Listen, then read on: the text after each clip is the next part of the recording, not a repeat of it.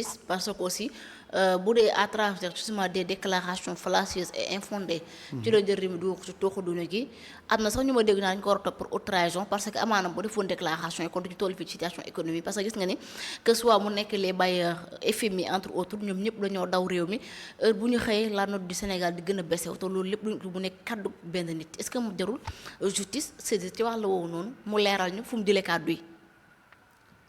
dama leen wax Ousmane Sonko jéem na fi xëcc le ministre des finances pour taf ko ci kawam ministre des finances nu mu def Cheikh Diba Cheikh Diba nan la def lu mu def dafa daw écarté waat est-ce que vous vous rappelez du jour là mu au ministère yëpp toog ñoom Déthié Fall toog Déthié Fall lu gàtt la wax ci biir weeru koor bi pare maanaam non les ministres là Déthié Fall ñemewul xiif il savait que ñi muy liggéeyal xam nañ ne moom waxul dëgg du waxkatu dëgg parce que ci li muy wax teewu ci dara tey la gën a confirmé wu léegi man mënuma comprendre nag benn Ousmane Sonko boo xam ne tey avec tous les socles yi téye réew mi ñu dénk ko mu war a am réaction bu mu réagir mënuñ ko tuddee sax trahison du trahison du moom non c'est pas du trahison peut-être il faisait des attaques de divertissement politique comme ni mu tontoo rek nee na bon da doon tontu comme en tant qu'un opposant homme politique opposant chef de parti waaw loolu c'était politique quoi ci tonton boobu mais xamuloon fonction bi mu téye xamu ko parce que y a de ces charges boo ko téye am na façon boo waree correspondre booy wax ci turu ñëpp am na noo war a taxawee pour man c'était un moment de faire divertir les gens pour xool temps bu muy def pour jàng loolu nan la ko mën a résoudre alors le temps ne l'a pas permis ça ce temps était le temps de notre souffrance moo nekk suñu métit bi ñu dund ce temps mooy temps bi nga xam ne xale yi war nañ def formation dem police promotion police bi ñu jàpp tànn ñenn ñi libéré ñenn ñi temps bi nga xamante ni moom la jël temps boobu tey mooy service de santé yi daanu nañ temps boobu mu jël mooy temps bi nga xamante tey jii média yëpp menacé na leen temps boobu mooy temps bi nga xamante ni FMI taxaw na di xool Sénégal muy daanu temps boobu ci lañ jàpp supporters yi le temps là qui nous a punis mooy divertissement de souffrance bi ñu andil te loolu je pense que les grands hommes de ce pays les grandes autorités xam nañ yan lan mooy solution yi tey ñu jël ci li nga xam ne tey Bassirou Diomaye def na ko il a repris tout en main écarté ko parce que xam ne ce qui bouche le fonctionnement de l'État c'est Ousmane Sonko te man ba ma koy gën di ko wax c'était bien avant ça ma ne leen Ousmane Sonko dinañ dem ba benn instant les Occidentaux vont nous bloquer partout bloqué nañ ñu te ñun 80% de nos financements ci bitim réew lay jógee lan lañ ci mën ñi nga xam ne ñoo doon appuyer pour gerte gi nga am bu ñu ko defoon ñu jaay ko mu jàpp ñenn ñi tëj mais yow quelque part c'est du sabotage noonu lañ ko mën a jàppe divertissement et sabotage doy na waar c'est terrible alors c'est terrible ouais. C'est terrible selon Modou Coumba mais pas selon moi alors leneen lu ñu waxtaanee ci biir kàddu gi dafa am lu mu wax mu mbiru li nga xam ne moom moo nekk homosexualité bi li muy xam ne mooy bi ñu ko laajee ci mbir mi moom bu ñu mënee wax dafa daw seen responsabilité ci wàllu noonu lañ ko mën parce que li wax mooy que ni loi bi fekk nañ ko depuis Senghor du ñoom ñoo ko fi def li ñu def mooy que ni durcissement kese mais tëgguñu loi defuñu loi alors ci ñoo xamante ñoom ñoo porté woon mbir mi bu ñu dikkee rek def la criminalisation de l'homosexualité dem ci kër kilifa diine vilipande def Macky Sall weeje ko ci askanu Sénégal ne dafa porté agenda góor jigéen tey tubaab bi laaj ko mu ni leen ñoom defaruñ ab loi tëgguñu ab loi li ñu ci def uniquement mooy que ni le durcissement des peines mais loi ba nga foon depuis li nga xamante ni moom moo nekk Senghor alors à quel Ousmane Sonko s'y fier justement. Voilà toujours la même question que tout le monde pose. C'est qui Ousmane Sonko? Qu'est-ce qu'il a dit de vrai? Qu'est-ce qu'il a dit de faux? Il part et ne rien dire mais dans le cas mooy quelque part problème mu ñàkk wér da ciy feeñ. Ah bon? Oui.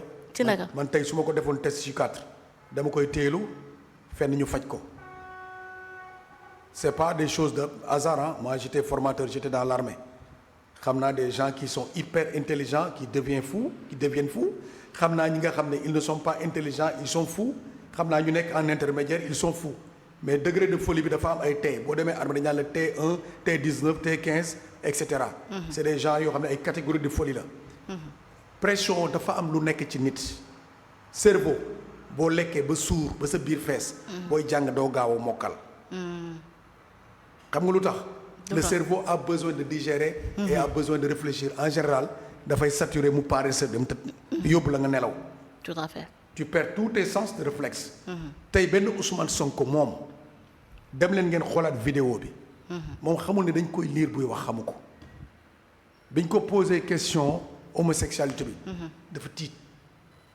ah bon tiit. waaw il a fait un clin d'œil comme ça et fait revenir dem leen ngeen xoolaat vidéo bi. tu l'as pas remarqué ça. ah mais si. biñ ko posé question bi dafa def ni bët yi. il cherchait le plan de parler. il réfléchissait de quoi je dois dire. et il devait être quelqu'un qui doit savoir de quoi je dis. tey boo ñëwee nga ne man dama ñëw fekk fi loi boo xam ne dañ ne loi bi nii la mel te yow démb yaa taxaw. Macky Sall taxaw TV5 ñëpp toog. France 24 ñëpp toog. mu ne leen moom fekk na fi loi de contre nature. man sax Macky Sall weddi naa ko foofu. parce que loi de contre nature àttewul góor jigéen. pour mu leer. acte contre nature la ñu wax. mooy waaw acte contre nature. loi boobu àttewul góor jigéen. lu muy àtte ko mbaa àttewul góor jigéen. borom jëkkër ak jabar suñu leen fekkoon tey ci benn tool seen tool ñu moom tool bi ci taati garab gi ñuy sim seen mari ngaañi acte de contre nature la dañu ni tëj. léegi ana góor jigéen bi fan lañ ko àtteel loi. loi góor jigéen boo ko bëggee teg da ngay teg forme bi teg profil bi teg lépp ba pare teg ko suggéré ko ci yenn actes yi mais ba dafa ñëw fekkoon ñu def ko mu ne moom da koy criminaliser ànduloon li Macky Sall wax Macky Sall moo yore agenda léegi mu ñëw ne moom da koy durcir. léegi moom durcir boobu bi mu ñëwee wax bi mu wax mooy wane ni moom war nañ ko laaj benn question. moom dafa wax ne daf ko durcir ba pare mu ne waaw da ngeen maa bëgg a jaxaseeg tubaab bi su ma ko criminaliser ñu toog quelque temps ñu jàpp xaritu benn bakkanam. kan mooy xaritam. Ndiaga Seck moo jóg mu ne xaritam la te Ndiaga Seck sax je lance un défi. je lance aux médecins de Costa d'aller faire le contre-expertise. contre Ndiaga Seck dinañ ci ñëw mais ma continuer ci Ousmane Sonko dans le point là où ñu posé ko question ci homosexualité. moom muy ñëw ci foo xam ne forme boo xam ne c'est pas seulement la forme bi ñu jàppee gars yi moom daf ni. ñi nga xam ne ñooy jël abusivement di transmettre la maladie du sida ay nit ñoom lañu jàpp arrestation. mais Ndiaga Seck n'a pas de sida loolu lañ wax pour le moment ñun loolu lañ déggagum. léegi kon Ndiaga Seck lañ ko jàppee kon acte de contre nature lañ ko jàppee. léegi loi ba mu doon durcir lan lañ gis moom war ci xalaat bay wax tubaab bi ñun duñ ay dof. dem nañ fu ne enquête fa xam nañ lu bari dem nañ fu ne ay militaire lañ woon wër nañ xam nañ Ousmane Sonko wóoluwul boppam ci lépp lu mu yëkkati wóoluwu ci boppam. lu mu laal ñu ne ko tegal. lu mu laal ñu ne ko tegal. loolu dem na ba yow ci sa bopp nga xam ne yow mii ay nit ñu ngi lay topp boo dee gor nga nekk nit ku baax xam lu baax am nga pour jéggalu nit ñi demander le pardon. tey nit yu bëri dee nañu à son nom. c'est à son nom la ñu dee du à la république la ñu dee ñi dee que ça soit c'est très profond ce que je dis ah bon. ñi deewuñu ci turu Sénégal. révolution lañ doon def yow tam ku la bàyyi. ne me parle pas de révolution il y a rien de révolution benn nit moo dem ci benn salon am fa problème génn ne dañ maa bëgg a sànq politiser loolu ñëw teg ko fii ci kaw table bi xale yi daw ne dañuy protéger moom la ñuy protéger bu ñu doon protéger réew mi seen carte moo dàq protéger carte électeur moo dàq protéger politicien nga jël ko dugal ko ci benn urne dem sa kër teg sa ataaya xaar résultat nga gagné sa xol sedd mu defal li mu bëgg mais bu ñu demee ba après xeex war a ñëw chef de guerre naan la génnal jar na reyante lu nit ñi dee muy gën a bëri muy gën a salte les jeunes sont morts au nom de Ousmane Sonko et nom du Sénégal. man de je pense c'est au nom du Sénégal. ce n'est pas au nom du Sénégal na yem foofu parce que loolu mooy ñoom nañu xam ni xeexaluñu Sénégal ñi war a xeexal Sénégal ñu leen wooy ay patriotes mooy les hommes de tenue. Ils se sont engagés, prêter le serment, ne jamais trahir, ne jamais mentir, ne jamais détourner et toujours rester zen. Qu'ils soient bien payés ou mal payés, ils vont rester dans la brousse, sous les moustiques, devant les serpents pour pouvoir sauver les peuples. Les enfants aillent à l'école, l'économie marche et tout ça. Les ministres sont bien encadrés et protégés, le gouvernement ainsi. Donc boo ñëwee tey dee ci loo xam ne benn nit moo ne woon damaa demoon fenn ñu jiiñ ma fa sim mari ŋàññ alors kooku amoon ay responsabilité nekk père de famille génnewul benn doomam génnewul jabaram génnewul kenn xale yi dee ci turam xale yi doo leen wooye martyr. ok moom na ko expliquer après. d'accord mais sur ce aussi dafa am lu mu wax ci bala ñuy jeexal ci interview bi dafa am lu mu wax ci li nga xam ne moom moo nekk mbirum France Sénégal ci match bi ñu ko ci laajee alors lu wax muy que ni quel que soit le vainqueur c'est l'Afrique qui gagne mais surtout dafa am ñu bëri ñu ma gis ñu koy attaqué ci wàll bi nii wërta wax loolu j'espère qu'il y a un certain Éric bon c'est un homme politique justement et yaakaar naa moom tamit moo nekk le président de Frontières Médias voilà exactement moom la chroniqueur la CNews justement moom dafa jàpp ne sorte Ousmane Sonko bi c'est discriminatoire en plus dafa jàpp ne ses propos sont racistes warut a yëkkati mel noonu comme si que ni daal Afrique bu France bu gagné kon demel ne africains yi ñoom ñoo gagné alors est-ce que ce qu'il a dit justement jar na polémique bi yëpp ci toile bi. non Ousmane Sonko tey laa mos a ànd ak moom. ànd ngeen. waaw ànd naa ci loolu. ah très bien. ànd naa ci forme bi nga xam ne.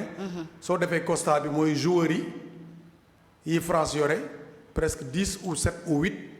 ay africains lañ. dañoo changer nationalité. mais dans une autre forme moom li mu doon bañ moom signé na ko tey Ousmane Sonko. waaw li mu doon bañ la mu signé. moo doon wax dañ mën nañ dem sans la France. il a prouvé que on ne peut pas partir sans la France et la France ne peut pas partir sans nous. kon donc il essaie de nous séparer avec la France. mais là c'est vrai. léegi tey ñëw na nee na non la France est égale à l'Afrique. c'est tout. bon oui la France est égale à l'Afrique.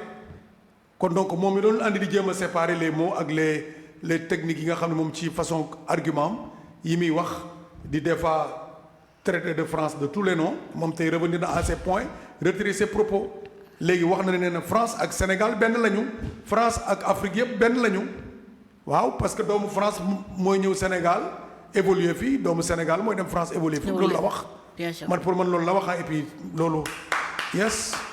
il faut applaudir ko ci ah oui dama ko ci tàccu. kon daal peut-être ñee dañ koy recevoir ci perception boo xam ne peut-être dañ koy lire ci racisme mais c'est du racisme non loolu du racisme. parce que sénégalais yi bëgg nañ dem France football fa championnat yi ñuy football à l'étranger lañ koy def. des fois dañuy gis ne Sénégal mënuñ fa football ñu dem football feneen tey joueur Sénégal yi am na ñoo xam ne dégguñu wolof donc moi je me dis que moom il a validé que France est égale à l'Afrique. France égale à l'Afrique. waaw c'est ça kon daal kenn du sonal ak mbirum souverainisme bu kenn xamul. non moom affaire souverainisme moom foofu moom tegaat na ko ci suuf c'est tout voilà. alors merci beaucoup c'est important mais bëgg naa ñëw ci li nga xam ne moo daal di nekk la révision de la constitution jàppal